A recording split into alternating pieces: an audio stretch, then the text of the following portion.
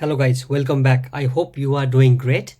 In this video, we will go through the use cases of LangChain. I have already covered the introduction to LangChain, the quick starter guide, components of LangChain, and now here comes the use cases. I will be going through the 9 different use cases of LangChain in one video. So it is going to be a little bit long, but again, as I did in the components video, I will place the timestamps in the video. And one highly recommended thing is that please watch the LangChain components video before watching this video so that you will know what is happening behind the scene. Let's get started. This is the notebook, and based on the feedback I get from earlier videos, because I see that some of the people are sharing my LangChain components notebook in Twitter and some other places. What I thought of doing is to make the notebook quite interactive. So here I have placed what we will go through in this, and also the links to my earlier videos, LangChain components, and for the documentations, there will be the documentation link. Just a note from my side is that GPT-4 is not being used, and GPT 3.5 and DaVinci are the default OpenAI models being used in the LangChain. So I will be using those default ones. And by no means I am expert on this topic. I am just learning myself and decided to provide this information for the community so that you also get most out of it. And now here is the table of contents. We will go through step-by-step process. First, we will set up the environment. Then I will go through each of the use cases one after the another. Now let's go and look with the setup. By the way, if you just click this, as I said, it is the table of contents, right? So if you just, let's say that I'm here, if I just click the setup, then it will take us to the setup, of course. That's how it works in the table of contents, right? So the setup, and one thing what I have actually decided to do is, instead of running the cell myself now, I have already run through it because it takes some time and many people want the video to be a little bit shorter. So I have already run the cells and the output is displayed in your screen, so you can follow along with that. So for the setup, what we need to do first is install the necessary packages, right? So I have installed LangChain, OpenAI, and by the way, this is the watermark I'm using here to just display what are the different versions of different library that is being used and so on.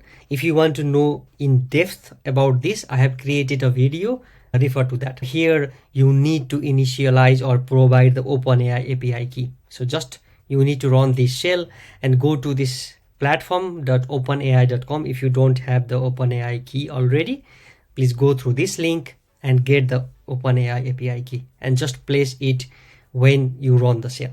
So now that is done, we just import the models from LangChain. And as I said in my earlier videos, I have demonstrated how you can integrate using the Streamlit as well as Gradio. So I am not going to create some applications for these use cases, but I'm just going to show you in the notebook cell itself so that you can quickly incorporate the use cases based on the earlier use case video I have created. I hope that's clear. Now let's go with the first use case. I'm going to go through the simple example here.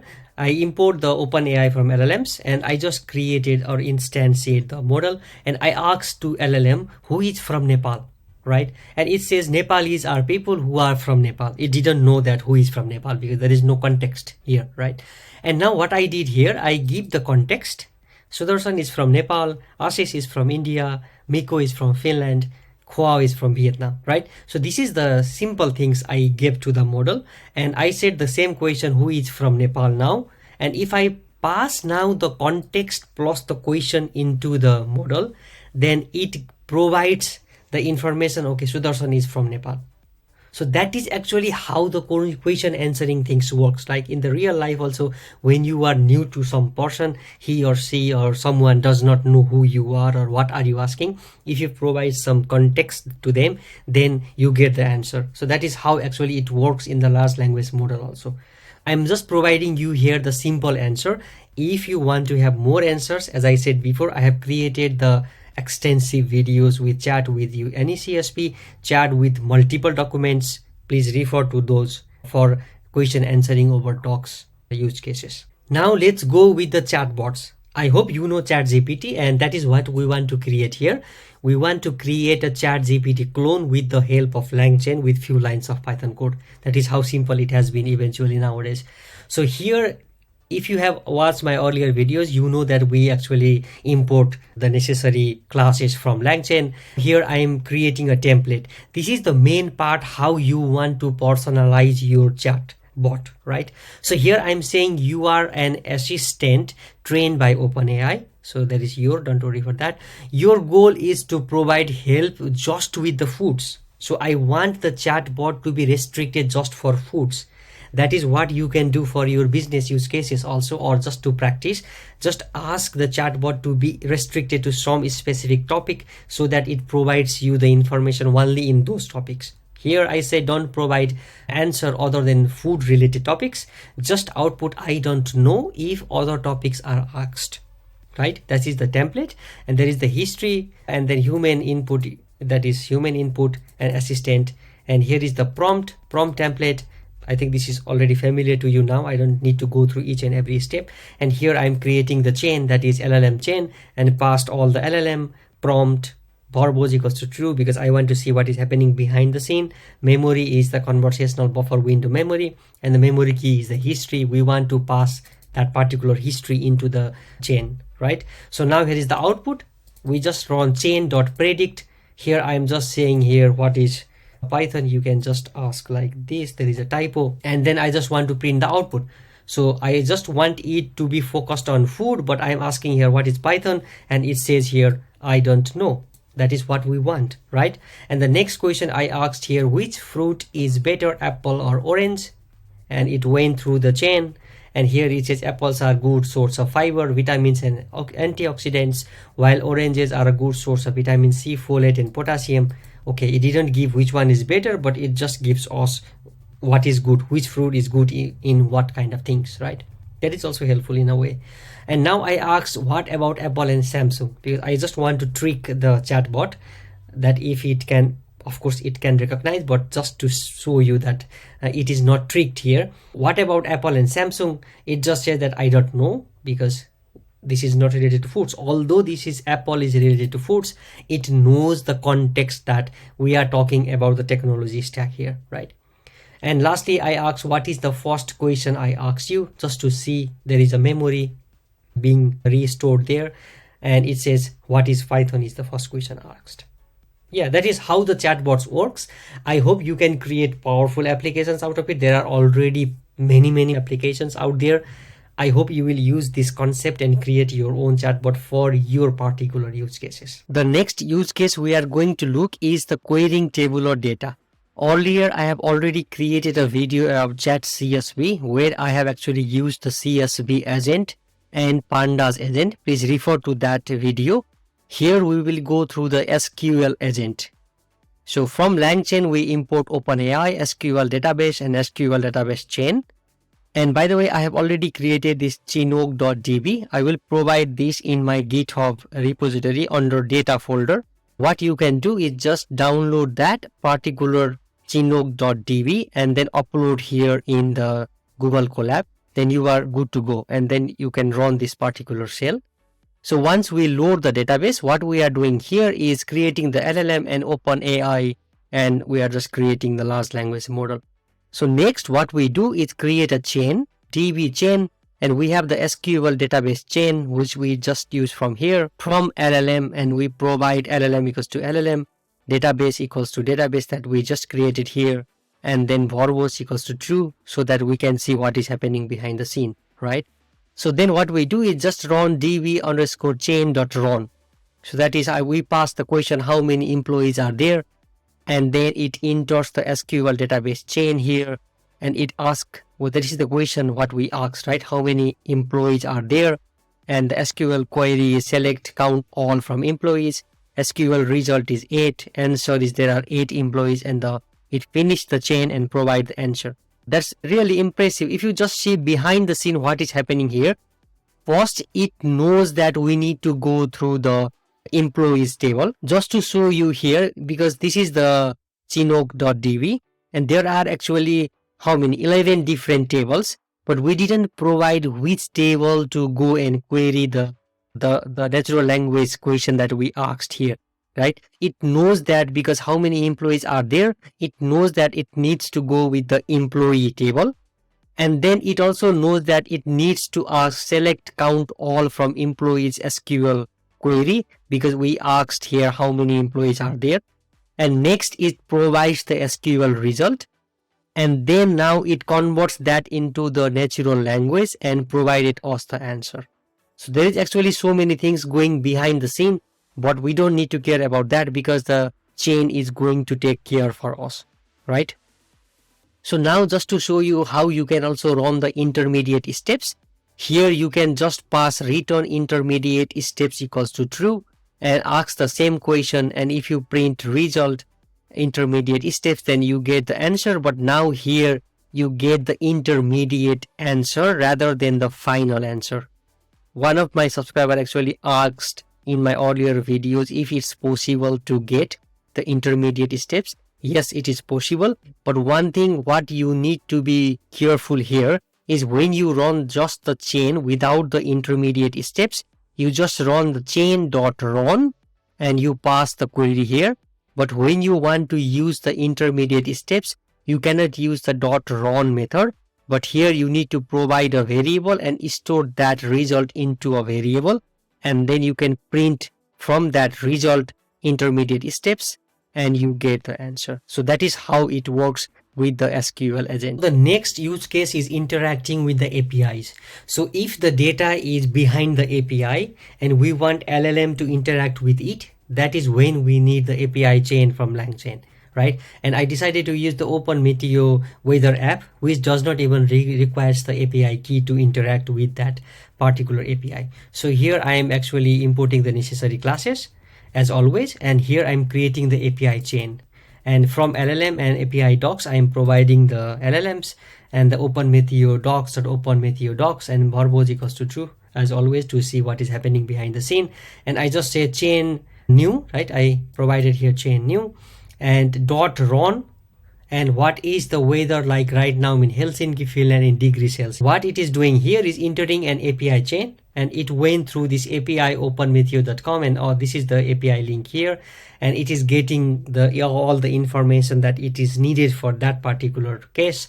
And here it finished the chain, and the current temperature in Helsinki, Finland is 18.1 degrees centigrade. Yeah, it is getting quite hotter in Finland also these days. So yeah, with just how many lines of code? With just one line of actual code, we get the data from the API, and we don't even need the API key. So if you want to go with the weather, I hope OpenMeteo is a good API to go with. Now let's go with the summarization use case. So in the summarization, there is this, you can summarize using small documents or huge documents, entire book or something like that, right? I have already created a video about PDF summarization. Please refer to that for more detailed information. Here I'm just importing the OpenAI LLM and then initializing that. And here is the prompt I'm giving. Please provide a summary of the following text. Please answer in a simple terms and max length of 30 words. That is how we can customize, as I showed you in the before chatbot also. And I'm providing some random text here. And then I'm saying LLM dot number of get tokens. This is just the random things I'm doing here to get the number of tokens, how many are there. And now here I'm just passing the prompt in the LLM and it provides the summary for me. And it says summarize long text by splitting them into chunks and summarizing each chunk recursively. So because this is the text I took from the LangChain documentation about summarization. And now, yeah, with one line of text, we know that this text is talking about summarization. That is how it works, right? And now let's go a little bit more advanced, where we are using the load summarize chain, and then we use PyPDF loader to load that particular PDF file. So I'm downloading the GPT for all paper, and with this command you can download the PDF. There is the loader, PyPDF loader, and you pass that particular thing that is being downloaded. When you run this particular shell, it works. You don't need to change anything here. And then we are loading and we are creating the doc now, right? So doc loader dot load and split, it is going to split into different chunks. And now here is load summarize chain. I'm passing the LLM and the chain type is map reduce. There are different types of chain type. I have explained that in my LangChain components video also and provided the necessary links because there is so much to take into it. But MapReduce is the most used one. I'm using the MapReduce here, and I just run that particular docs, and now it is providing the summary of that whole paper for me, that this paper presents the GPT-4 all J model and all the different things. This is how simply we can get the summary from a simple text to more advanced kind of things, and you can even go and do all the whole book or something like that based on your use case. Now let's go with another use case called extraction. By the name itself, it says extracting something, right? So extraction is related to output parsing, which are responsible for instructing LLMs to respond in a specific format, right? So if I just expand this shell here, I have imported all the necessary things, right? That's all fine. And instruction is given a random sentence which contains animal's name. Extract animal names and assign an emoji to that and return just the animal names. I have provided that instructions, and there is the animal names. Dog, cat and rabbit are in garden. I am providing that animal names variable here, and I am passing this particular text. And now here is the prompt. I have the instructions plus animal names. That is how it works. I have shown you in the earlier example also. And there is the output, chat model, and then we just provide the human message as content equals to prompt. That is how it works, right? And then I'm printing the output, and here is output.content. Then you can see here there is dog, there is cat and rabbit, but now it has the emoji attached to it.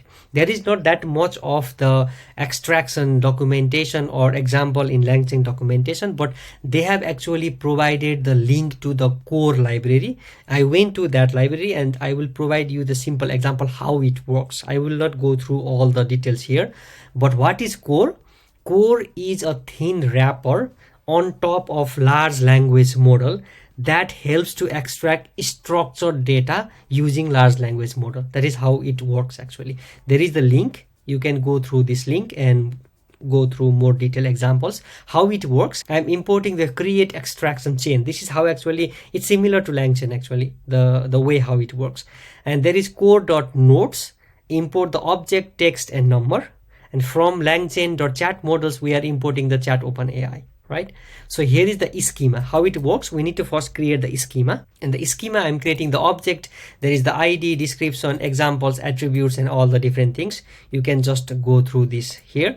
And I just want to have the first names of the particular person, right? I want to extract the first names of the persons from this use case. I'm instantiating a LangChain LLM and creating a chain. So here is the large language model from LangChain chat openai, and the create extraction chain is the chain from core, and it's not from LangChain now, right? From LangChain we are using the model or large language model, and from core we are using the chain.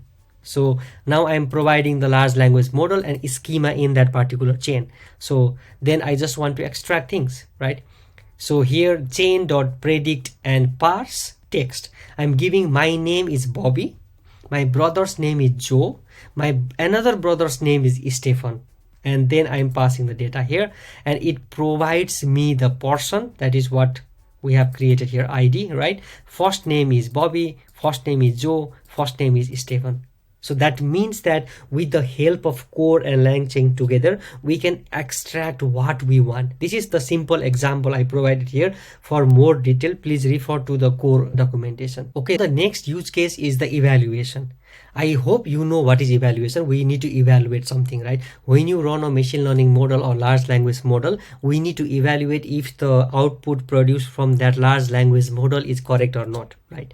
So LangChain actually, there is, by the way, there is different things that we need to consider here. There might be the lack of data, there might be the lack of metrics and all these different things, but LangChain has taken a different approach here. So for the lack of data, they are relying on the Hugging Face, and you can actually also provide the dataset there for the benchmarking dataset. So there is LangChain datasets being created in the Hugging Face. And for the lack of metrics, they are actually creating a tracing, a UI based visualizer for your chain and agents. I'm not going through that now, but you can go through this and test for your use cases. And as we went through the SQL querying in the tabular data part, just earlier use case, I'm going to use the SQL question answering benchmarking and the dataset Chinook. so that we know how many of the examples will be correct and how many will be incorrect from our agent. For that, we need to load the dataset.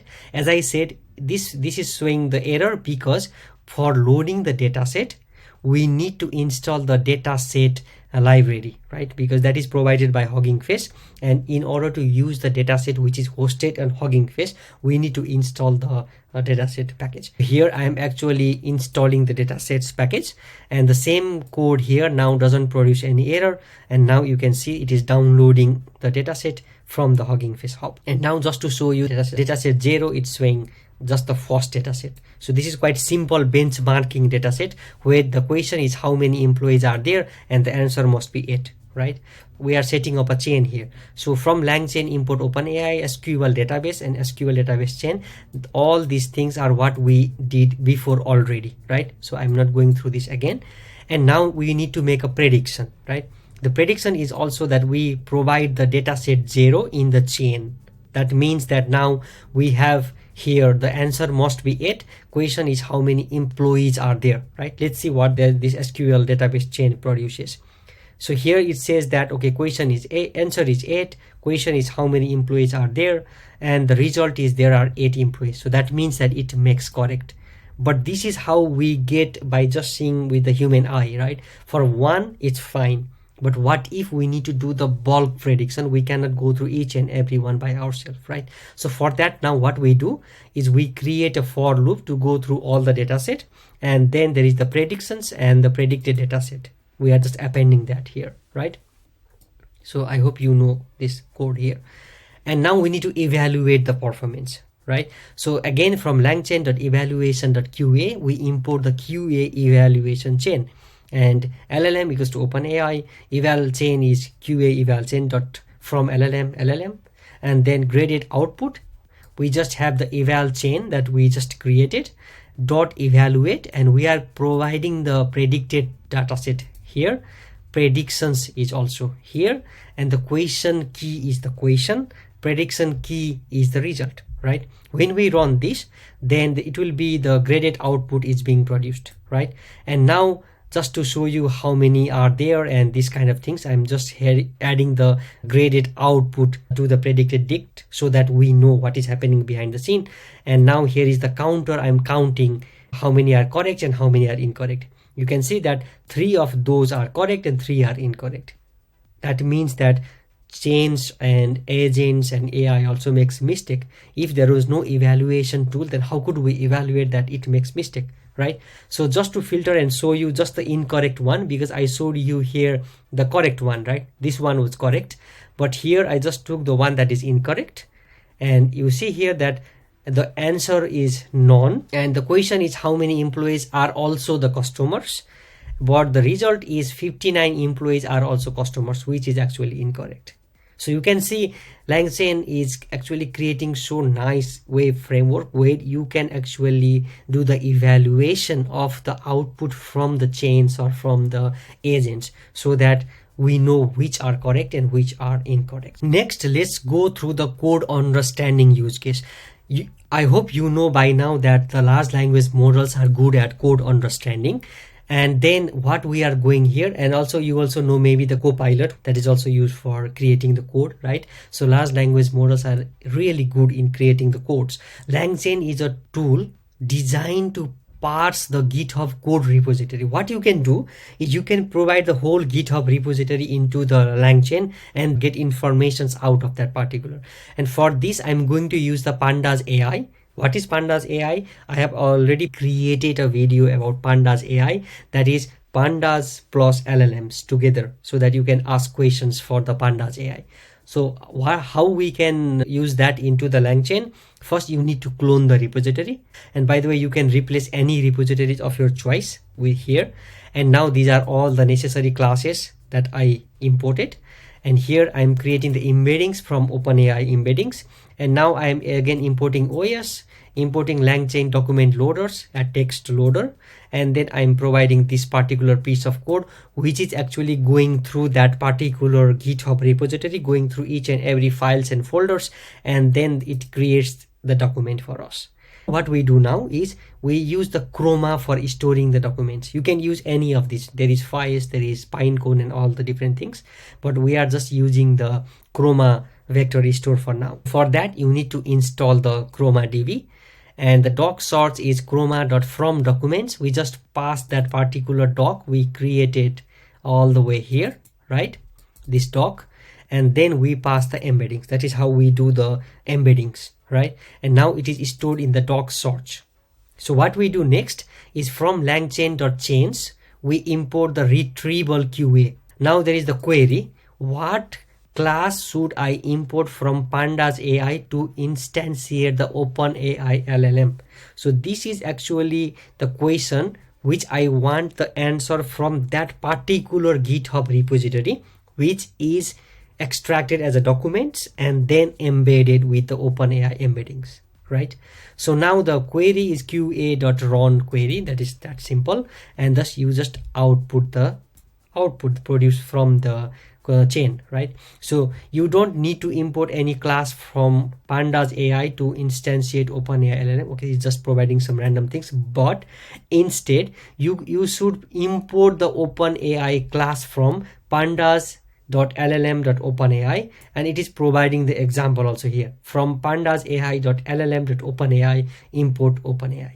So that is how you can actually extract the information from the GitHub. That's not bad, right? And then for more detailed information, please refer to this LangChain documentation. Finally, let's go with the last use case, that is agents. So what is agents? I hope you know, because there is many documentations or videos being created in the internet about agents talking each other and something like that, and the most popular ones being the Auto GPT, Baby AGI, and so on, right? I have already created a video about Auto GPT with LangChain. Please refer to that for more detailed information about Auto GPT. But here I'm going to use the Archive API tool. If you don't know what Archive is, it is the free distribution service and open source archive for many scholarly articles, right? Whenever there is new publications happening, all the things will go here. So you can just go here and read whatever you want with the articles. That is the free, openly accessible, and they actually provide the package for us. So we need to install that particular package, and when we install that, we have the API ready, right?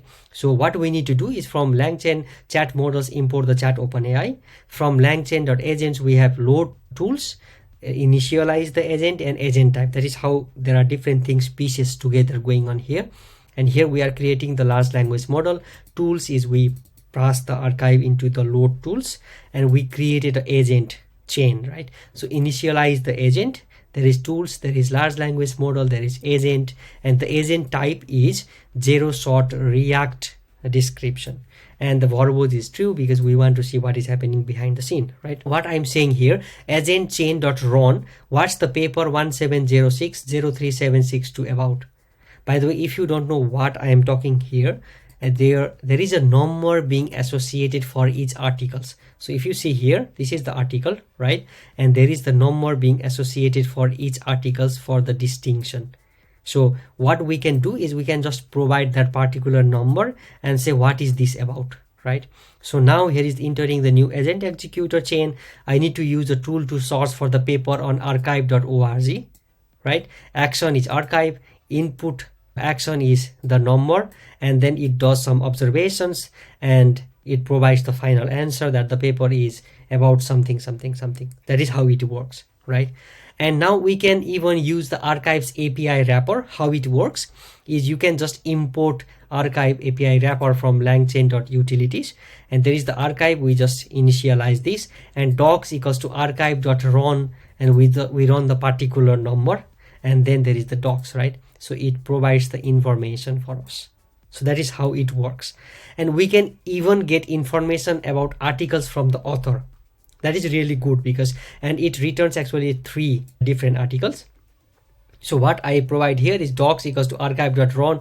I provide the name Ashish Vaswani, and then I run the docs. It provide me the articles by Ashish Vaswani and 3 different articles. By the way, one good part here is that if we provide random things, then of course no good archive result was found because there is nothing and it gives us the error, right? Yeah, so that is how this agent work.